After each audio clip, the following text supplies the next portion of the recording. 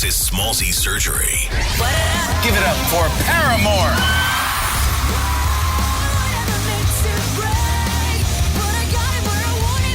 Hey, this is Hayley from Paramore on Nova.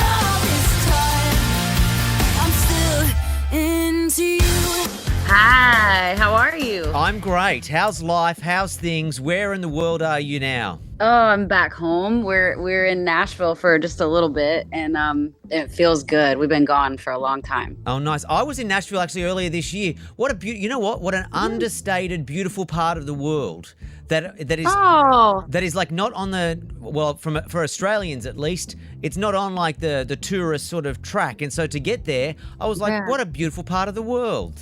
Oh, that's so nice. It really is special, man. Like we've traveled a lot of places, but we've never seemed to be able to leave. It's great. And I feel like, correct me if I'm wrong, there's like New York is crazy busy, LA is crazy busy, but then you get to get home to Nashville and you're like, I can take a break and just relax here for a second. Yeah, especially if you know where to go. There are some crazy parts of Nashville these days. It's very touristy, but like I feel like some of us locals kind of hide in the shadows. Oh yeah, you know where it was crazy? The Honky Tonk Highway at like 3 a.m. It's disgraceful. The amount of people who just fall out onto the street drunk at 3 a.m. I'm like, what is this town? How did this happen? It's such a quaint old town, and then 3 a.m. in the morning, it's a different place. You are so brave to get out in Nashville at 3 a.m. No, you could actually, have been hit by. You know what? To be fair, I was going to say I assume it was busy because I went for a run one morning at 6 a.m. when I was in town, and they were washing away the remnants of the night before, and that's how I knew that whatever happened here, not only a couple of hours earlier, must have been crazy. Disgraceful is the best word for it. You're right. I say it with love. Hey, congrats on everything that's been happening in your world, and the tour has been crazy, and even more excitingly, you're coming back to Australia. Do you know how excited we are to see you? Do you know how excited we are to see y'all?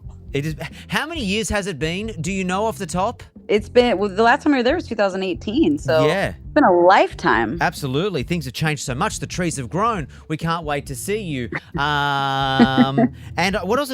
Tell me about the tour so far, because you've been playing shows all over the world, right? Yeah, we basically toured for just about a year. We started last fall, kind of kicked off with This Is Why, and that was all over the States. And then we did a South American run, a UK run.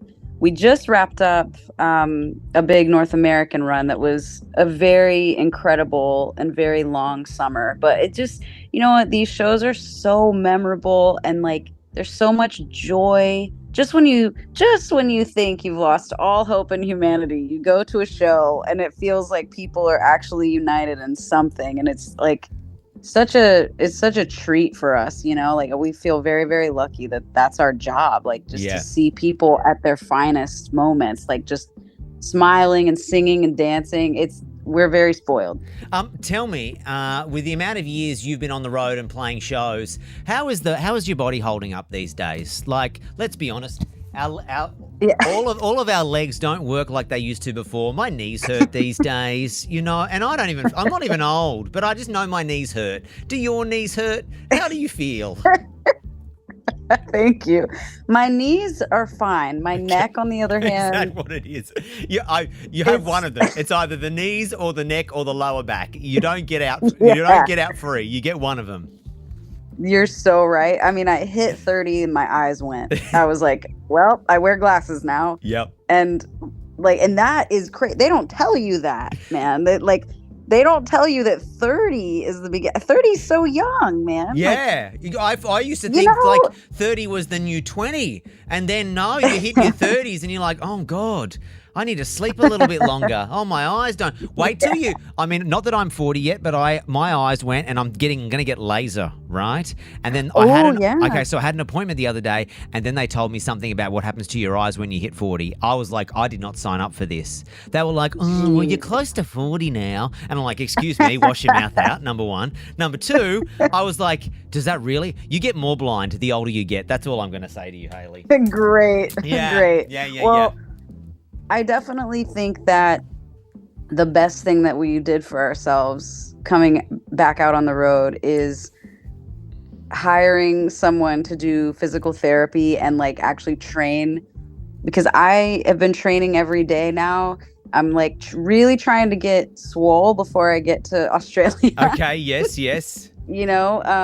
Trying to get my biceps very large for the beach. Sure, you want to be beach body ready. Like you got to be. Yeah. You know what? Do you want to know something famous that Khloe Kardashian's personal trainer once told me? Hayley, you don't have to get ready if you stay ready. Okay. And in that moment, I felt shame. Okay, I was like, I know I'm not ready, but there's no need to tell me that I should be ready at all times. Now, I'm not judging you. I'm just passing on the piece of wisdom that was once given to me. Okay. Thank you very much. I'm doing my damnedest. What else do we need to talk? Oh, we need to talk about music just quickly, because I did see that you announced the Almost Remix album. Can you please explain this for people who maybe didn't understand it or have not even heard about it? Yes, absolutely. I will do that.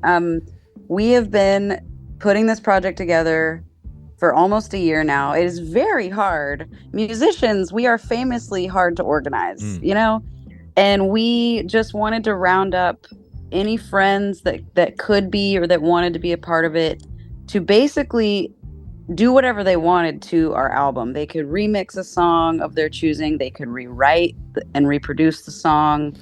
And what came out of it was so incredible. I mean, all I can tell you is like the very first one that we got back, I like shed tears because I thought it was such a new, it was like the song was translated in some other language that I hadn't thought of before. And then it meant something new all over again. So how special. It's really incredible to feel connected to all these artists that are part of the project in this way, and to hear everyone's worlds collide a little bit. And, and there is a B-side as well of an unreleased song that didn't quite make it onto this record, and it actually didn't make it onto After Laughter either. It's been hanging around for a long time. And so we wanted to finally give it a home, and so people will be able to hear that as well. Oh, lovely! It's always good when you receive like other creative people's interpretation of songs, because sometimes it can go horribly bad, and you're like, "Oh, that was a bad idea. What did we do? Well, we really bit off more than we could chew. But what have we promised here? Hopefully, we promised nothing, so that if we don't like it, we can take it back." Amazing, yeah. I do need to quickly touch on for the Aussie shows, which I hope you know, most of them are literally sold out. That like it's been so many years since you've been here.